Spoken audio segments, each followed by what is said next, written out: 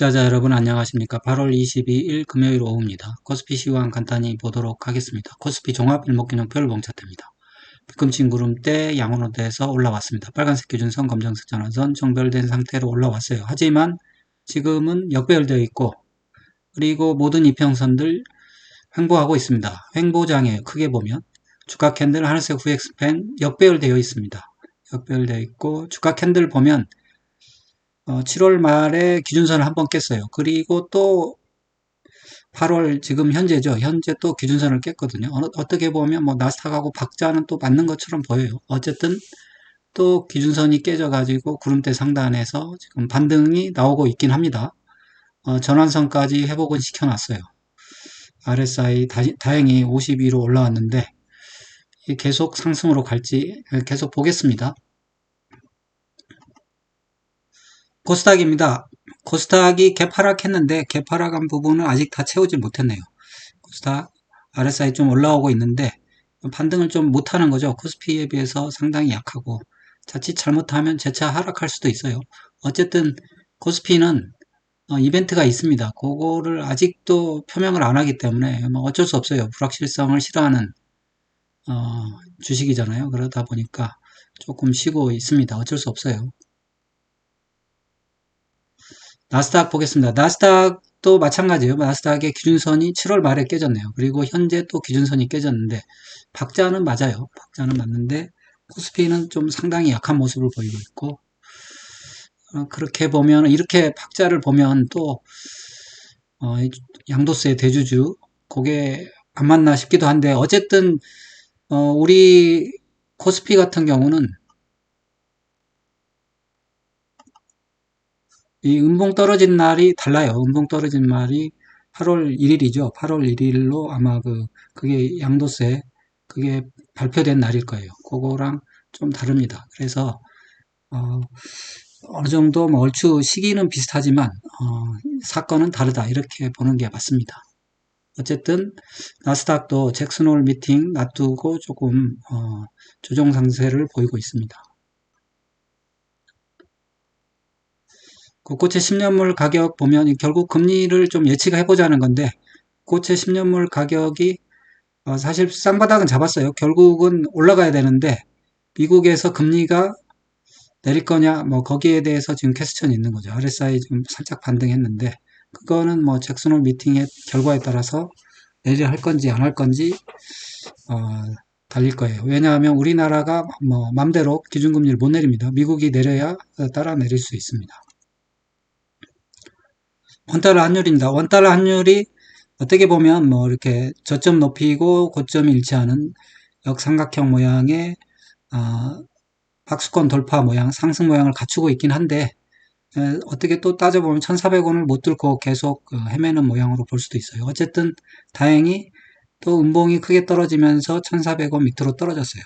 그리고 RSI 다시 대두 크로스 나서 그거는 좀 다행입니다. 원달러 환율이 조금 하락세로 들어설 것도 같은 그런 기분이 듭니다. 유가입니다. 유가는 65달러 이 아래에서 뭐 사실 유가가 사실 물가인데 유가가 안정돼 있거든요. 그러니까 지금 뭐 물가 미국에서 일어나는 물가 이슈는 그냥 관세 효과뿐입니다. 그리고 관세 효과는 사실은 누구나 다 알다시피 그게 한번 반영하고 끝나는 건데 어떻게 생각할지 모르겠어요. 파월 의장이 어떻게 생각할지 모르겠습니다. 그러면 지표들을 한번 살펴보겠습니다. 결국 LRS가 내려왔네요. LRS 내려오고 있고 R스퀘어도 그렇죠. 후속이니까 느리니까 뭐 이렇게 R스퀘어도 올라오면서 LRS 내려오는 그런 모양새가 됐습니다. 일단은 RSI는 올라오고 MACD 오실레이터도 줄고 있거든요. 이렇게 되니까 약간 좀 지표가 엇갈리는데 어쨌든 반등에는 들어갔습니다. 캔들 자체는 5일선을 회복했어요. 요거는 뭐 좋은 신호인데 사실 좀 힘이 없이 조금씩 또 올라가고 있어요. 힘차게 올라가는 게 아니고 이거는 좀 아쉬운 부분입니다. 스토캐스틱입니다. 스토캐스틱이 단기, 중기, 장기 모두 지금 사실 아래쪽에 내려와 있죠. 내려와 있는데 단기는 골든크로스 만들고 좀 올라가고 있긴 해요. 그렇지만 장기는 아직 밑에 있거든요. 그래서 어, 다시 한번 내려올 여지도 있고, 어쨌든 지금은 지표 자체는 뭐 캔들이 반등하고 있으니까 반등을 나타내고 있습니다만, 이 반등세가 세냐? 그건 아닙니다. 아직 뭐 이게 장기가 모양을 제대로 갖추질 못했어요. 그러면 수급을 살펴보도록 하겠습니다. 4월 초에 외국인이 팔아서 바닥 만들었고, 그 다음에 사서 올린 다음에 6월 말에 팔아가지고 조정에 들어갔고, 현재는 또 사실 대주주 과세 여기 한번 충격이 왔었어요. 대주주 양도세 충격이 한번 왔고, 그게 여파가 아직도 있습니다. 그리고 결정을 안 해주니까 계속 뭐 말이 그거잖아요. 뭐 시장을 보겠다 이건데, 시장이 내려갈지 올라갈지 보겠다는 거잖아요. 내려가면 해주고 올라가면 안 해주겠다는 건데 올라갈 수가 없는 거죠. 그거는 세력과 정권 간의 어쩐 인내심 싸움이겠죠. 인내심 싸움을 하고 있는 중입니다. 그러면 캔들 차트 월봉 볼게요. 월봉 뭐 여전히 뭐 별로 좋지 않은 월봉입니다. 사실은 음봉이고 지난달 양봉 안에 생긴 음봉이긴 하지만 이걸 하락 잉태형이라고 그래요. 썩 좋진 않은 음봉이긴 해요. 캔들 차트 주봉입니다. 주봉 보면 10주선을 깼었는데 그래도 꼬리를 달아서 많이 좀 회복을 했어요. 이번 주가 마무리됐는데 어쨌든 다행히 캔들이 5주선 깨는 걸로 좀 마무리가 됐습니다. 물론 상한은 남아있죠. 10주선 깬. 캔들 차트 일봉입니다. 5일선이 뭐 21선으로 완전히 내려온 건 사실이고 겨우 반등했는데 이게 사실 힘차게 올라가야 될 텐데 지금 이래가지고는 쉽지 않습니다. 이래가지고 쉽지 않고 팬데믹 장세 그때랑 저는 유사하다고 보니까 보면 상당히 그때는 힘차게 올라가거든요. 지금처럼 이렇게 힘없이 올라가진 않아요. 거래가 붙으면서 힘차게 올라가야 사실은 상승세로 돌릴 수 있는데 지금은 거래가 떨어지면서 뭐 겨우 반등하는 정도니까 이렇게 올라가게 되면 사실은 다시 한번 테스트가 나올 수 있습니다. 그리고 뭐 정권의 말이 시장이 떨어지는지 오르는지 보겠다니까 뭐 결국 떨어지는 거를 보여줘야 될 수도 있어요.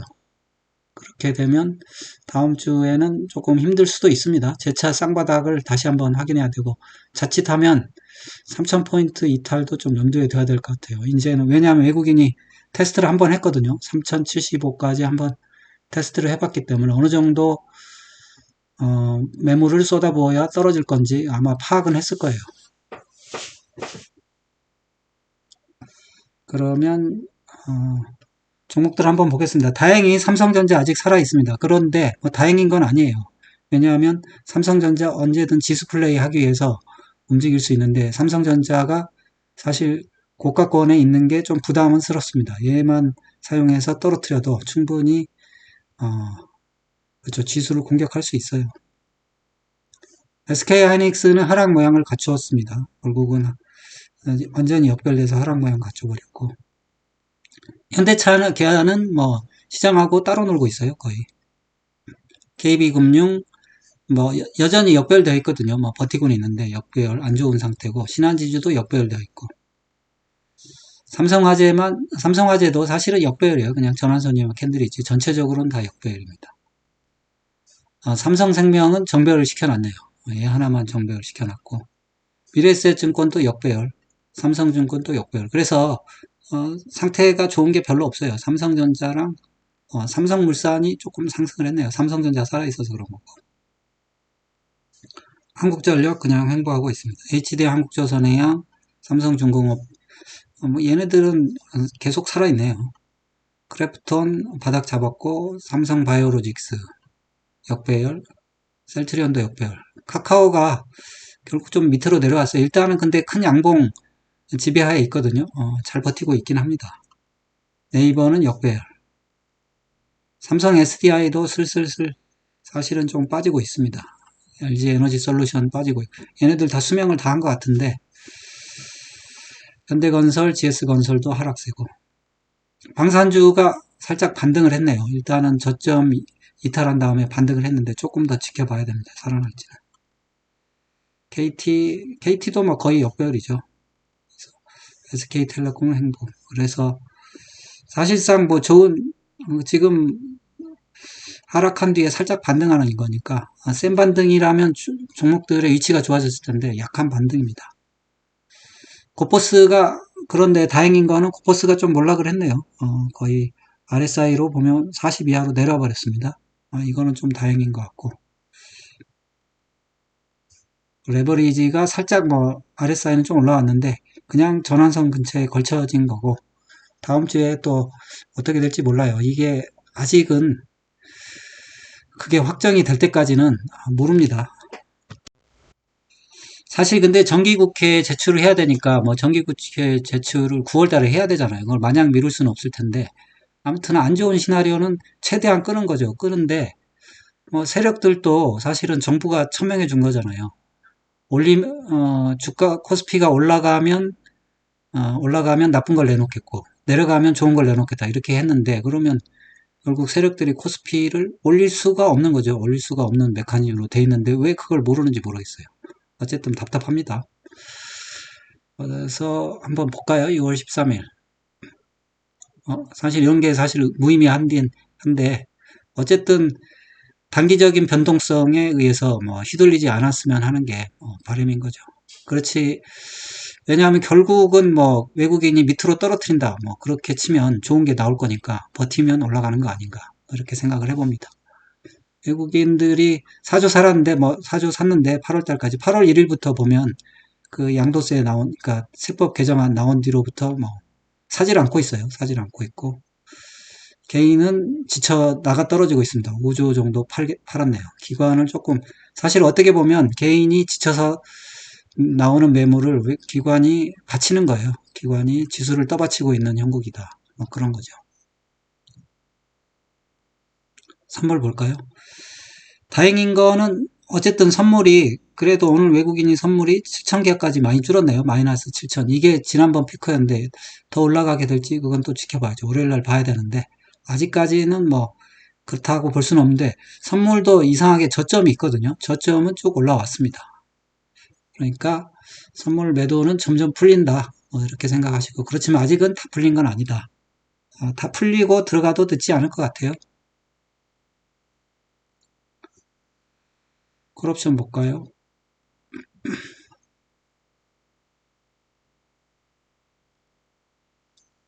콜도 매수고 풋도 매수죠. 이게 항상 이래 왔어요. 지금까지 외국인의 패턴이 선물 매도로 눌러놓고 콜과 풋 양매수 걸어놓고 위아래로 좀 왔다 갔다 하면서 계속 옵션에서 수익을 좀 챙기는 그런 전략으로 해왔습니다.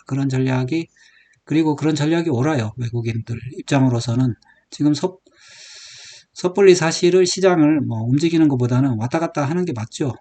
정부가 정책을 내놓을 때까지 기다리는 게 맞습니다. 세력 입장에선 충분히 이해가 되고 죽어나는 거는 저희 개미들이죠. 개미들은 시간에 약합니다. 뭐 어쩔 수 없어요.